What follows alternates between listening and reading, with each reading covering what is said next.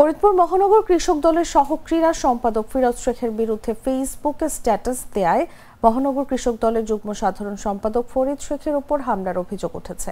আহত ফরিদ শেখকে উদ্ধার করে ফরিদপুর জেনারেল হাসপাতালে ভর্তি করা হয়েছে। সোমবার সন্ধ্যা ৬টার দিকে সদর উপজেলার মাচুর ইউনিয়নের ধুলদি বাজার এলাকায় এ ঘটনা ঘটে। ফরিদ শেখ ফরিদপুর পৌরসভার ১ নম্বর ওয়ার্ডের বৈঠাখালী মহল্লার মোহাম্মদ মান্নান শেখের ছেলে।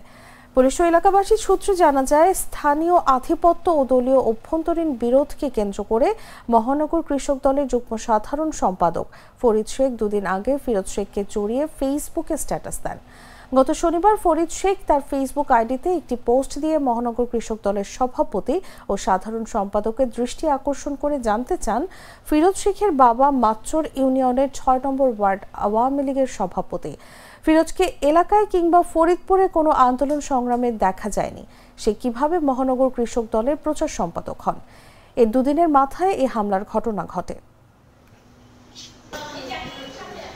বৈঠাখালী পৌরসভায় এক ওয়ার্ডে দুর্বি আমার বাগিনার দিয়ে আর ওইখানে গিয়েছি, মোটর সাইকেল ছিল, মোটর পিছার থেকে এসে করে দিয়েছি।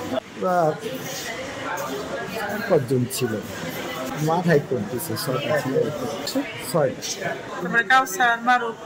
এরা ওরে কোবাইছে, ওরা হসপিটালে নিয়ে গেছে। আমার হলো ফিরোজের হলো বাবা আমলি করতো, আমলিকে কিন্তু ছিল আমি জানি না, ওরে করতো।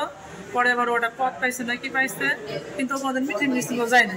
ও যেহেতু মনে করেন কিসের তলে জয়েন্ট সেক্রেটারি ওটা প্রতিবাদ করতে, ও আবার ফেসবুকে এটা লিখছে যে লেখা হলো উদ্দেশ্য হলো মূল কারণ মনে হয় এটা নিয়ে মনে হয় টাকা নিতে, ওটার সাথে আমাদের চকলেটে একাকার হয়ে ওঠা প্রাণ লেয়ার সম্পর্কের মিষ্টি ম্যাজিক।